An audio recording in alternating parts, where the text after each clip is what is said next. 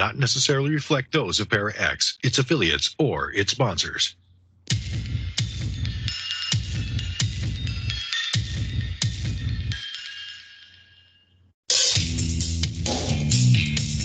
Supernatural, metaphysical, paranormal. You know, all those things you've been wondering about?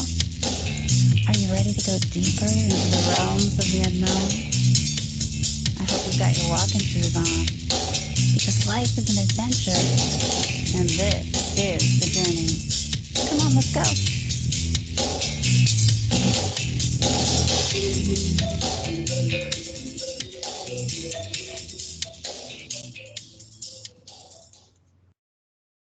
Hello, everyone, and welcome to the Journey Radio Show. Hey, I'm Jen Cruz, your host, and we're showing up as the She-Squatchers.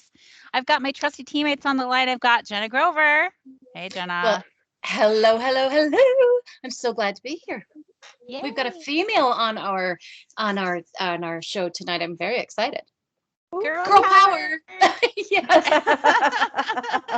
And then we've got Tammy Trico, my other teammate. Tammy. Hey, Tammy. Hi, everybody. Yeah, the gang's all here, and tonight we've got a very, very special guest. Oh, the chat room's going off. Hey, Jenna. Hi, Tammy. Hello to everybody out there. We've got a very special guest. Her name is Lija Fisher. Her first name is spelled Lija. So if you want to look that up later, that's how you spell it. And she is an author of some pretty awesome cryptid books, and I want her to tell you all about it so I don't screw it up. Hey, Lija, are you there? Hey, everybody. Thanks so much for having me on. Well, I'm excited that you could come and be on the show tonight. We met Lija at the ECBRO Virginia Bigfoot Conference just 2 weekends ago. And boy, she's fun. And I loved her presentation and her books. I bought a set for Tammy's daughter.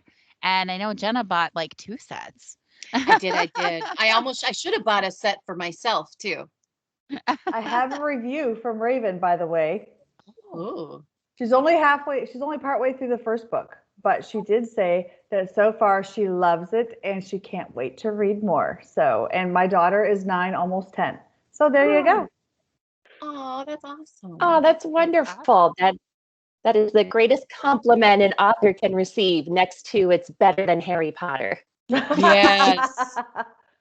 Somebody said that to you? Oh my gosh, that is a huge compliment. No, I'm waiting for someone to say that to me. Oh.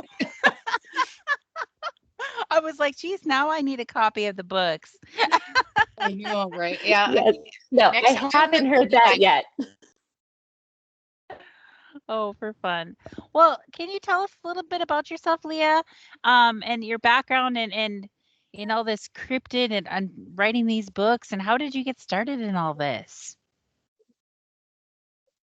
Yeah, absolutely. So my books, The Cryptid Catcher and the sequel, The Cryptid Keeper, are humorous adventure novels for about 8 to 13-year-olds, and they're about the world of cryptozoology, which is the search for cryptids, which of course are, as I tell kids, legendary animals that might be real.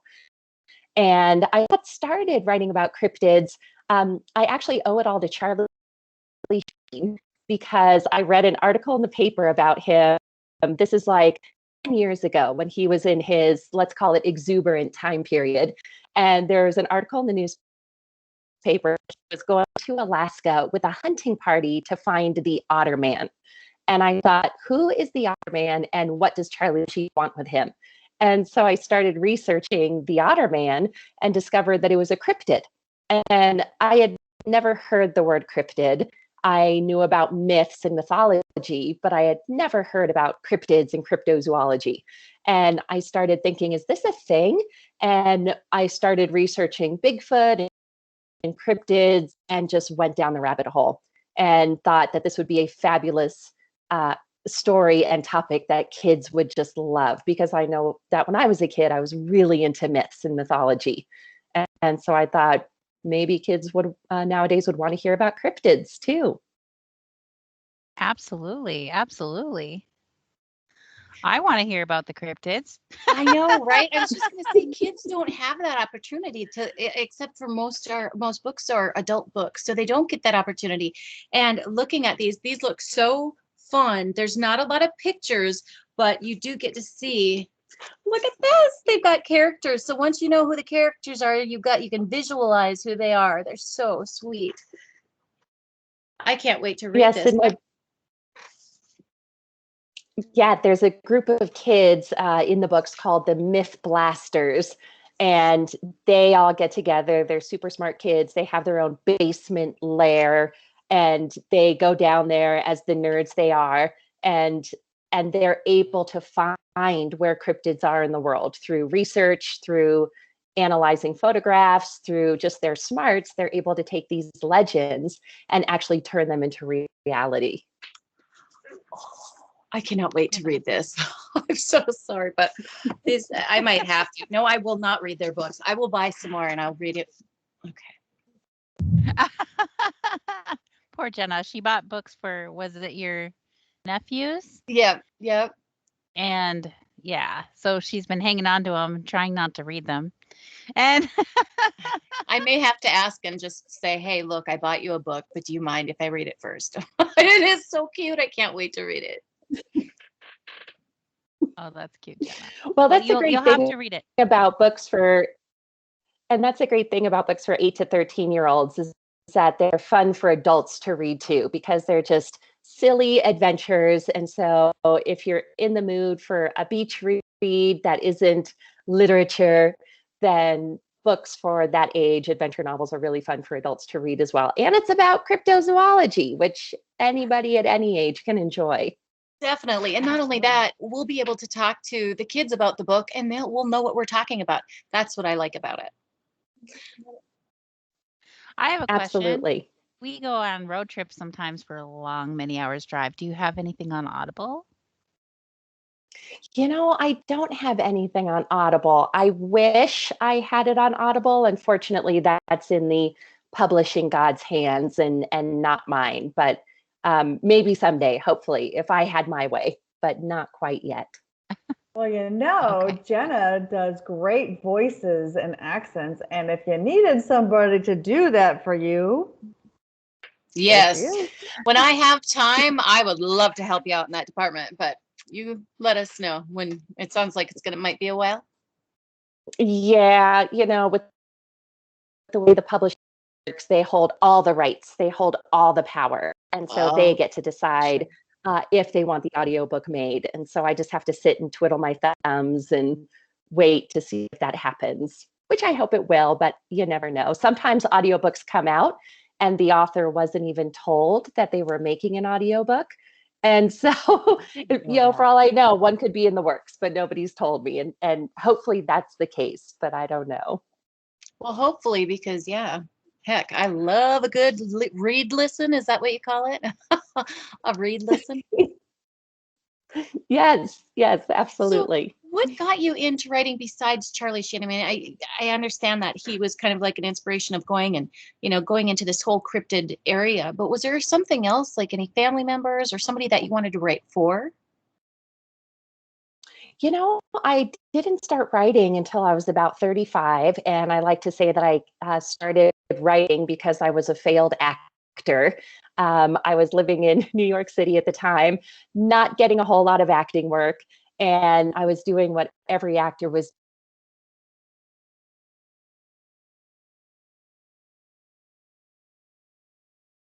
Oh, where did Leah go? She just froze up. She's not me. Evidence of your life. Oh, you were froze up there for a little bit. Oh, no. Am I back? Yes. You're back. Oh, okay. Okay, I'm back. So I was sitting in coffee shops in New York City and waiting for the phone to ring, as many actors do.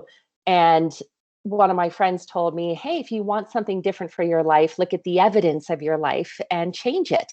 And I realized, well, I wanted to be creative, but nobody was hiring me as an actor. So I'm sitting in coffee shops. Maybe I should just, and I don't have any idea of what to write, what to work on. And in the meantime, I happened to save up some money and go on a hiking trip through New Zealand. And while on the hiking trip, I visited the Hobbit sets. And why I could nerd. And so while I was on this Hobbit hiking tour, I just came up with an idea for a book. And I thought, well, I've never written a book. I've never written a story, but let me see how it goes. And so I started writing and I wrote my first. I absolutely love the process. And I tried to get a literary agent from it. And somebody read it and they said, Leah, this is basically the plot of The Hobbit. And I thought, oh, no wonder it was so easy to write, because I just copied from J.R.R. Tolkien. Boy, I'm good. My first book was awesome. I'm just teasing. Yeah, I was like, that was so great. And I'm like, oh, it's The Hobbit. And so, yeah, it's so easy. And so then I was like, well, I really enjoyed this process of writing. And let me just write another book, something that I would really enjoy. And so that was when I read about cryptids and decided to write a fun adventure novel about cryptozoology. Very cool. That sounds fantabulous. That's fascinating stuff. And you know, in your presentation at the event, you talked about all different kinds of cryptids, and it was a full audience friendly, children friendly presentation, and I enjoyed it a lot. And you know, I don't know if you're going to share some of that with us tonight. A little bit of information about cryptids. That would be awesome. Oh, sure. I absolutely. Yeah, the reason I love giving my presentation, even though it's geared for, 8 to 12-year-old kids, I think kids of any age can like the presentation because it's kind of cryptozoology 101. And the neat thing about cryptids that people don't realize is that they're not just animals we haven't discovered, but cryptids are also extinct animals that are rediscovered. And many of those have been found. For instance, the clouded snow leopard was just rediscovered and it was extinct. Obviously, the most famous cryptid that was rediscovered is the coelacanth fish, which went extinct supposedly 2.5 million years ago. But as the legend goes, recently there was a scientist on vacation. I can't remember exactly where, but he was walking by a fishing village and he just saw fishermen pulling coelacanth out of the sea. And he was like, are those coelacanth? And they said, yeah, we eat them for dinner. And he was like, that's been extinct for 2.5 million years. So then I tell kids, hey, if we can rediscover the clouded snow leopard, if we can rediscover the coelacanth that's been extinct for 2.5 million years, maybe we will someday rediscover the megalodon shark, which has also been extinct for 2.5 million years. And that is the largest shark that has ever lived. And then I also like to tell kids that there's the discovery aspect of cryptozoology, which is that there is still so much on the planet that we don't know about. The same amount of Apollo astronauts have walked on the surface of the moon as the number of people who have been to the deepest part of the ocean. So we almost know as much about the moon as we do about our own seas. And when people say, hey, how come we can't find Bigfoot?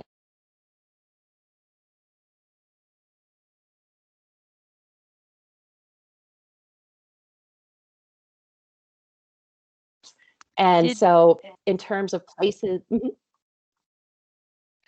Oh, you were locked up again, I think. Or is it just me? I can't tell if my internet's being glitchy. It's not just me? Okay. Leah, well, you were glitchy there.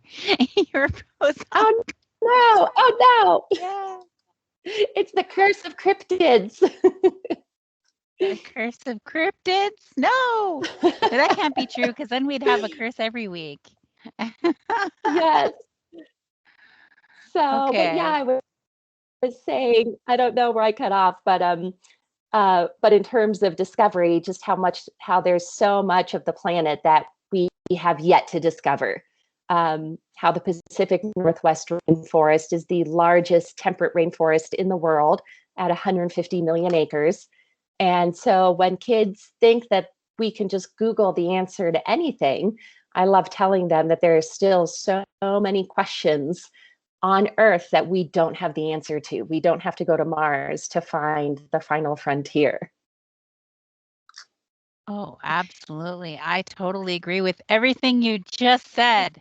Yes. I, for one, do not ever want to find a megalodon And how shark long in was the it been ocean. since the I'm with you, Tammy. How long has it been since the megalodon is supposedly went extinct? 2.5 million years. Wasn't So a that lot of what people are like, well, wasn't Roxanne from the conference, wasn't she wearing a megalodon shark tooth?